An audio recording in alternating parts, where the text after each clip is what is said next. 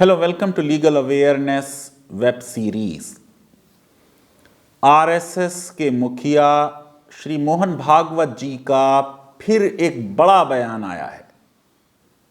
राष्ट्रीय मुस्लिम मंच के फंक्शन में बोलते हुए कई बातें मुसलमानों के बारे में उन्होंने जो कही, उनका स्वागत किया जाना चाहिए। टाइम्स ऑफ इंडिया ने एडिटोरियल लिखा है, कई पेपर्स ने उसको प्रोमिनेंटली कवर किया है। मैंने भी इंडियन एक्सप्रेस में उस पर एक लेख लिखा है। लेकिन लीगल अवेयरनेस के व्यूअर्स से बात करने के लिए मैं समझता हूं कि ज़रूरी है कि एक पर्सपेक्टिव को पहले समझा जाए। देखिए, आज मेवात में हालात बहुत ख़राब होते जा रहे हैं। एक कम्युनल प्रोपेगेंडा, एक हेट का माहौल पैदा किया जा रहा है। जिस दिन आरएसएस चीफ मुसलमानों के बारे में अच्छी अच्छी बातें कर रहे हैं, बीजेपी के हरियाणा के स्पोक्समैन और करनी सेना के चीफ सूरजपाल अम्मू देश से मुसलमानों को निकाल फेंकने की बात कर रहे हैं। मैं ये समझता हूं कि इस बात पे बात होनी चाहिए कि क्या जिस तरह कभी किसी ने सोचा नहीं था कि सोवियत यूनियन में रिफॉर्म होगा, कम्युनिज्म समाप्त हो जाएगा, लेकिन गोर्बचोव ने पेरेस्ट्रोइका की बात की। क्या आरएसएस में एक नई थिंकिंग आ रही है? और वो थिंकिंग आनी चाहिए। वो एक प्रैग्मेटिक बात होगी, एक प्रैक्टिकल बात होगी।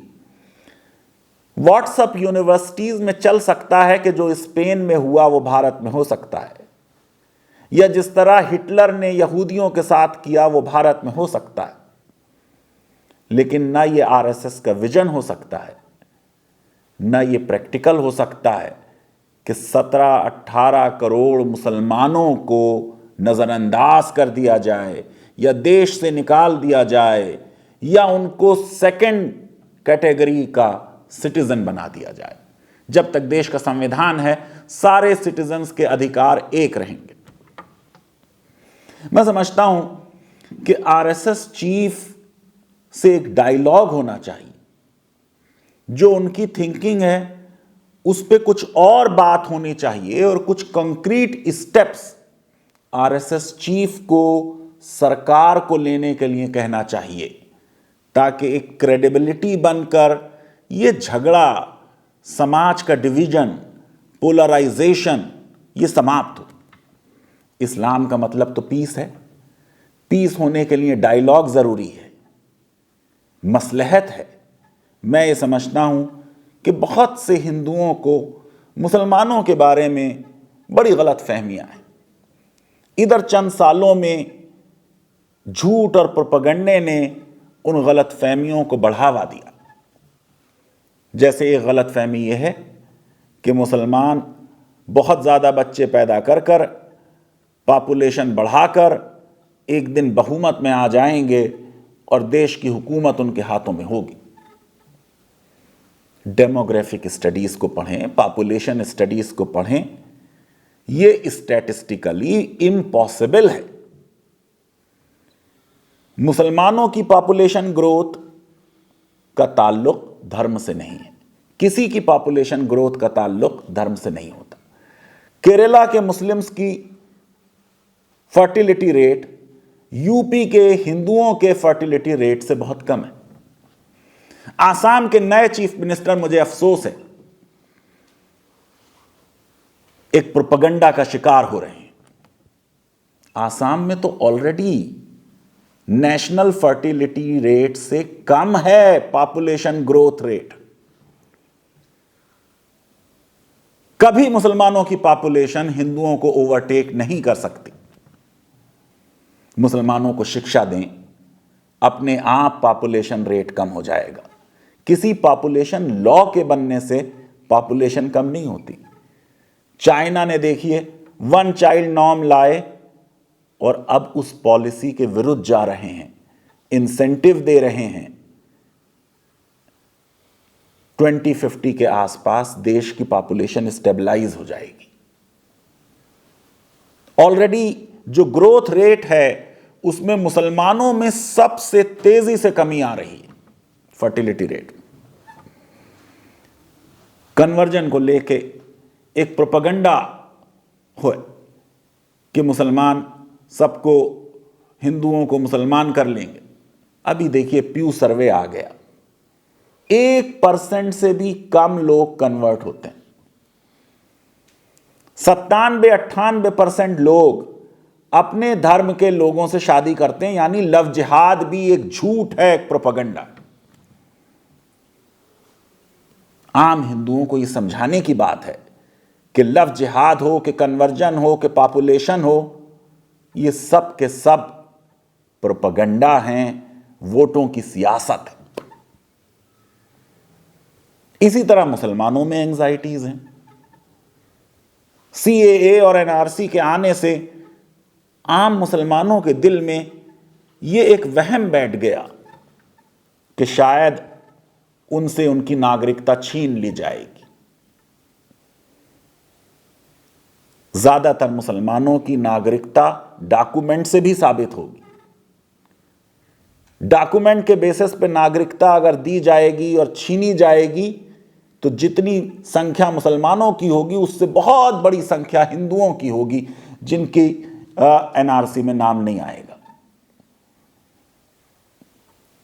मैं अभी इस पर आता हूं। मोहन भागवत जी ने एक सजेशन दिया है, अगर उसको एनआरसी पे लागू करेंगे तो यह मसला हल हो सकता है। मुसलमानों को यह लगता है कि उनके धर्म की स्वतंत्रता कम की जा रही है। जब तक देश का संविधान है, न्यायपालिका है, ऐसा नामुमकिन है। उनके धर्म की स्वतंत्रता उतनी ही होगी जितनी किसी हिंदू की होगी। यूनिफॉर्म सिविल कोड को लेकर डिबेट होती है। यूनिफॉर्म सिविल कोड को लेकर भी लोगों में बहुत बड़े भ्रम है। किसी लॉ से समाज का चेंज नहीं होना। यूनिफॉर्म सिविल कोड के लिए क्या हिंदूज तैयार हैं? क्योंकि उनके कानून में भी बहुत बड़े परिवर्तन किए जाएंगे। लेकिन अगर यूनिफॉर्म सिविल कोड आ भी जाए, इससे इस्लाम और मुसलमान खत्म नहीं होंगे। विश्व के कई देशों में यूनिफॉर्म सिविल कोड है और इस्लाम फल फूल रहा है। मैं समझता हूं दोनों कम्युनिटीज के आम लोगों के जो डर हैं, एंजाइटीज हैं, उनको एड्रेस किया जाना चाहिए। मोहन भागवत जी का मैं बड़ा आदर करता हूं। बहुत आउटस्पोकन आदमी हैं, दिल से बोलते हैं और उन्हें किसी का डर नहीं होता। बार बार वो अल्पसंख्यकों और मुसलमानों के मुद्दों पर बोलते रहे।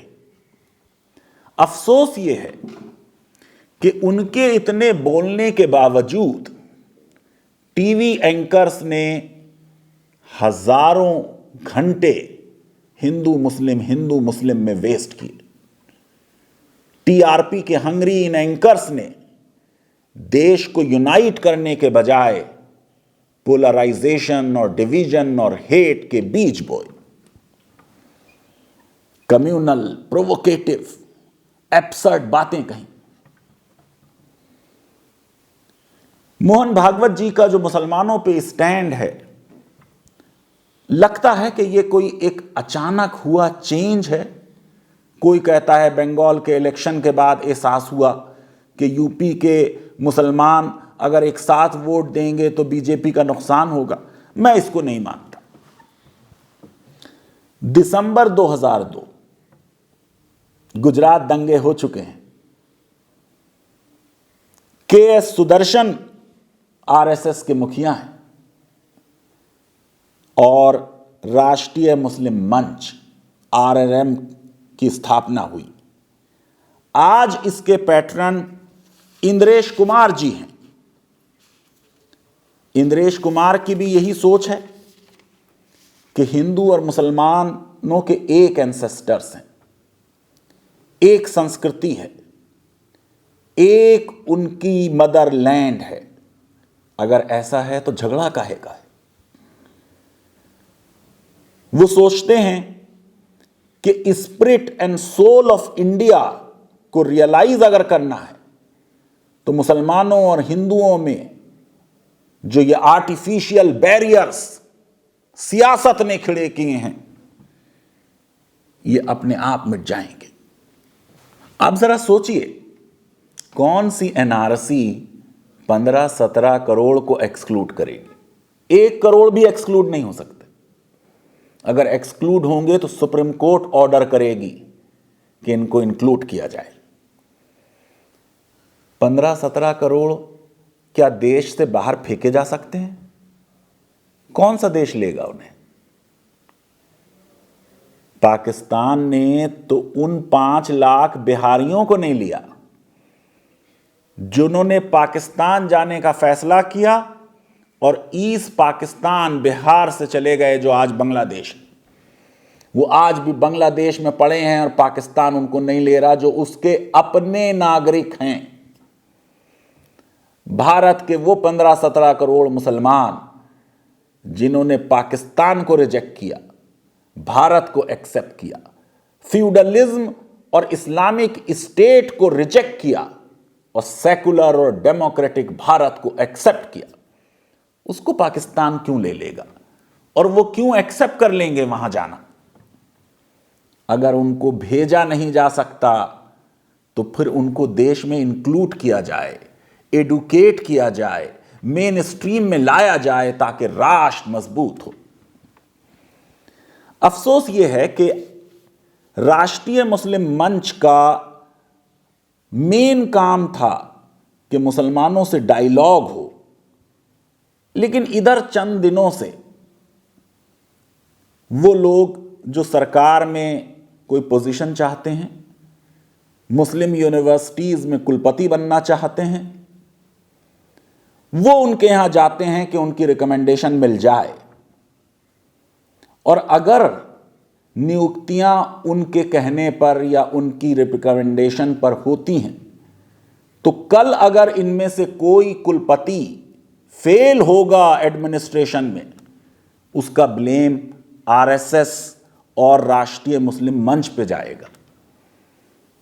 जो लोग उनके पास जाते हैं, क्या उनमें यह हिम्मत है कि वो अपनी यूनिवर्सिटी में आके आरएसएस के फेवर में या बीजेपी के फेवर में कोई चीज बोल पाएं, या सिर्फ उनकी छोटी सी मीटिंग में हां में हां मिलाते हैं अपने सेल्फिश इंटरेस्ट के लिए? मैं समझता हूं कि राष्ट्रीय मुस्लिम मंच को एक अगर रियल प्लेटफॉर्म बनना है डायलॉग का, तो ऐसे मुस्लिम से बात करें जिनकी मुसलमानों में भी इज्जत हो और देश में भी इज्जत हो। एक ऐसा प्लेटफॉर्म बने जहां फ्री और फ्रैंक डिस्कशन हो। ऐसा ना हो कि कुछ मुसलमान जो वहां जाते हैं किसी पोस्ट के लिए, उनसे कहा जाए और वो राजी हो जाए हिंदू पर्सपेक्टिव को समझने या मानने के लिए कुछ देर के लिए। और मैं समझता हूं कि राष्ट्रीय मुस्लिम मंच को इंगेज करना चाहिए, न सिर्फ मुसलमानों से बल्कि हिंदू लिबरल एक्टिविस्ट और इंटेलेक्चुअल से, जो मुसलमानों के और अल्पसंख्यकों के और मानव अधिकारों के एक्टिविस्ट रहे हैं, उसकी लड़ाई लड़ते रहे हैं। ये कुछ अच्छी चीज़ नहीं होती पॉलिटिकल पार्टीज की भी कि अगर मुसलमानों का मुद्दा है तो मुसलमानों से बात की जाए। ये चीज़ सही नहीं। मुसलमानों के मुद्दे पे बहुत हिंदूज ऐसे हैं जो मुसलमानों से बेहतर लिखते हैं, मुसलमानों से बेहतर बोलते हैं, मुसलमानों से बेहतर कमिटमेंट है, और उनकी इज्जत मुस्लिम समाज में मुसलमानों के उलेमा से, मुसलमानों के लीडर से कहीं ज़्यादा है। तो इसी राष्ट्रीय मुस्लिम मंच का एक फंक्शन 4 जुलाई को था, हिंदुस्तानी फर्स्ट, हिंदुस्तान फर्स्ट, जिसमें मोहन भागवत जी ने इस बात को मानते हुए कि मुसलमानों में एक डर और भय का माहौल है, कहा इस डर के चक्कर में मत पड़ो। Don't get trapped in the cycle of fear. मत सोचो कि इस्लाम भारत में खतरे में है। मैं समझता हूं कि आरएसएस चीफ को यही बात हिंदुत्व के फुट सोल्जर से भी कहनी चाहिए हिंदू खतरे में नहीं है। पिछले चंद सालों से सियासत यह नहीं हो रही इस्लाम खतरे में है जैसे शाहबानों के बाद हुई थी। देखिए, बाबरी मस्जिद में सुप्रीम कोर्ट का जजमेंट आ गया, किसी मुसलमान ने प्रोटेस्ट नहीं किया। आज सियासत यह हो रही है कि हिंदुओं को बताया जा रहा है कि वो खतरे में है। उस सियासत को खत्म करने की जिम्मेदारी आरएसएस चीफ की। ये अजीब बात है कि देश में तकरीबन 80% हिंदूज हैं और 14% 15% मुसलमान हैं, और इतने बड़े बहुमत वाले समूह को ये समझा दिया कि तुमको अल्पसंख्यकों से डर है। मोहन भागवत जी ने मॉब लिंचिंग की आलोचना की और कहा जो लोग मॉब लिंचिंग करते हैं वो हिंदुत्व के विरुद्ध हैं और वो हिंदू ही नहीं है। आरएसएस चीफ ने जो लोग फाइनल सॉल्यूशन मुस्लिम इशू का सोचते हैं उनको बिल्कुल निगेट करते हुए कह दिया कि the only solution to Hindu Muslim conflict is dialogue, not discord. मैं समझता हूं मुसलमानों को भी इस डायलॉग की पेशकश की का खैर मकदम करना चाहिए। हिंदू मुस्लिम यूनिटी की बात का मजाक उड़ाते हुए मोहन भागवत जी ने कहा ये दो हैं ही नहीं, हिंदू और मुसलमान एक ही हैं। कितनी बड़ी बात कह दी। हिंदू और मुसलमान दोनों हिंदुस्तान के शहरी हैं, हिंदुस्तानी हैं और इंडियन हैं। अभी कुछ दिन पहले एक इंटरव्यू में आरएसएस चीफ ने इसी तरह कहा था कि संविधान तो कहीं ये नहीं कहता कि सिर्फ हिंदू भारत में रहेंगे या सिर्फ हिंदुओं की भारत में चलेगी या हिंदुओं की सुप्रीमेसी जो मानेगा वही भारत में रहेगा। मैं समझता हूं ये एक बहुत बड़ा स्टेटमेंट था। जो पूरी हिंदुत्व की थ्योरी थी कि देश सिर्फ हिंदुओं का है, उसको तो रिजेक्ट कर दिया आरएसएस चीफ ने। हल्दी घाटी की एग्जाम्पल दी। 1576 अकबर और महाराणा प्रताप, आपको मालूम है अकबर जंग में नहीं थे। अकबर की फौजों का नेतृत्व मान सिंह कर रहे थे, एक राजपूत। मोहन भागवत जी ने कहा कि एक बहुत बड़ी तादाद मुसलमानों की महाराणा प्रताप की तरफ से लड़ रही थी। इसी तरह आपको मालूम है शिवाजी को बचाने वाला और उनको एडवाइस देने वाला भी एक मुसलमान था। औरंगजेब की भी फौज में और ब्यूरोक्रेसी में 40% से ज्यादा हिंदूस थे और राजपूत थे। यह मुगल रूल कोई ना मुस्लिम रूल था और ना इस्लामिक रूल था। यह तो हिंदू, राजपूत और मुस्लिम रूल आप कह सकते हैं। और आपको मालूम है कि किसी भी बादशाहत में रूल आम मुसलमानों या आम हिंदुओं का नहीं होता बल्कि इलीट का होता है। मोहन भागवत जी ने कहा कि मुसलमान देश के इक्वल सिटीजन हैं। तो वो जो डिस्टिंक्शन हिंदुत्व करता रहा कि जिनकी कर्म भूमि ये है और पुण्य भूमि ये है और जिनकी पुण्य भूमि बाहर है, वो फर्क तो खत्म कर दिया उन्होंने कि एब्राहमिक रिलीजन और इंडिजिनस रिलीजन्स, इस डिफरेंस को तो मोहन भागवत जी ने खत्म कर दिया। जो बात उन्होंने कही वही संविधान का विजन है। इतनी बड़ी बात मोहन भागवत जी ने कह दी कि हिंदू और मुसलमानों का डीएनए एक है। जैसे मैंने कहा मुसलमानों की एनआरसी को लेकर एंजाइटी खत्म करने का यह बहुत बड़ा सॉल्यूशन है। सरकार को मोहन भागवत जी की बात माननी चाहिए और कहना चाहिए कि अगर डॉक्यूमेंट न मिलने की वजह से किसी का एनआरसी में नाम नहीं आया तो उसके लिए अल्टीमेट और फाइनल टेस्ट यह होगा कि उस व्यक्ति का भारत के सिटीजन से डीएनए मैचिंग कराई जाएगी। आपको मालूम है कि जो हमारा सिटीजनशिप का लॉ है वो ये कहता है कि जो लोग 2003 के बाद पैदा हुए हैं या तो उनके दोनों माँ बाप भारतीय नागरिक हों या एक भारतीय नागरिक हो और दूसरा इलीगल इमिग्रेंट ना हो। डीएनए मैचिंग अगर हो जाएगी, किसी डॉक्यूमेंट की जरूरत नहीं है, उस सबसे बड़ा सबूत डीएनए है। 1 जनवरी 2021 को जेके बजाज और एमडी श्रीनिवास की किताब making of a Hindu patriot, background of Gandhi जीज हिंद स्वराज लॉन्च करते हुए मोहन भागवत जी ने फिर बहुत बड़ी बात कही थी। कहा था कि ये राष्ट्रवाद और देश प्रेम, इसका मतलब किसी जमीन से और लैंड से प्यार करना नहीं है। Love for the country does not mean land only, it means people, reverse, cultures, traditions and everything.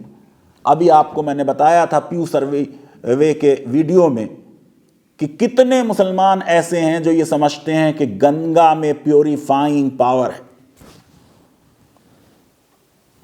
अभी हमारे चीफ जस्टिस एनवी रमन्ना ने भी ये बात कही कि राष्ट्रवाद, राष्ट्र जमीन का नाम नहीं है, लोगों का नाम। उस समय जब हम मेजॉरिटेरियनिज्म में रह रहे हैं, मैं समझता हूं मोहन भागवत जी वो अकेले आदमी हैं जो इस नफरत के माहौल में, इस धार्मिक उन्माद के माहौल में एक सैनिटी ला सकते हैं, एक टॉलरेंस और सहिष्णुता ला सकते हैं, अकोमोडेशन ला सकते हैं, वो सारी चीजें जो क्लासिकल हिंदुइज्म के फीचर्स थे। मैं समझता हूं समय आ गया है जब 20वीं सदी की नैरो रिग्रेसिव आइडियोलॉजी को छोड़कर मोहन भागवत जी एक मूवमेंट लीड करें 10,000 साल पुराने हिंदुइज्म की तरफ जाने का। राजा राम मोहन राय ने भी हमसे कहा था कि हम वेदास और उपनिषद की तरफ जाएं। Go back to Vedas, go back to Upanishad, go back to Hinduism. किसी को हिंदुइज्म से शिकायत नहीं। सारा मामला एक्सक्लूजनरी, एग्रेसिव हिंदुत्व पे आके अटकता है। मोहन भागवत जी में वो एबिलिटी है कि वो लोगों को कन्विंस कर सकते हैं विभिन्नता का मूल्य क्या है, वैल्यूज ऑफ डाइवर्सिटी। वो बता सकते हैं देश को कि मुसलमानों का भारतीय संस्कृति के लिए क्या योगदान है, क्या कंट्रीब्यूशन है। मैं समझता हूं मोहन भागवत जी लीड कर सकते हैं देश का सिविक नेशनलिज्म मूवमेंट, जिसमें हम सेलिब्रेट करेंगे अपनी कंपोजिट कल्चरल हेरिटेज। अरे ये नागरिकों की फंडामेंटल ड्यूटी है, पढ़ लीजिए संविधान। आइए उस व्यापक लिबरल हिंदुइज्म की तरफ आए जो हमारी संस्कृति का अनमोल हीरा है। आज संविधान हमसे यह डिमांड करता है कि हम सिर्फ मुसलमानों को और अल्पसंख्यकों को टॉलरेट नहीं करेंगे, एक्सेप्ट करेंगे। एक्सेप्टेंस संवैधानिक विजन है, उस विजन की तरफ लौटिए। लीगल अवेयरनेस वेब सीरीज अगर आपको पसंद आती है तो मेरी रिक्वेस्ट है कि हमारे इस वीडियो को वाइडली शेयर करें और हमारे चैनल को सब्सक्राइब करें और बेल आइकन और लाइक जरूर क्लिक करें। प्यार बढ़ाएं, नफरतें खत्म करें। धन्यवाद। Thank you very much.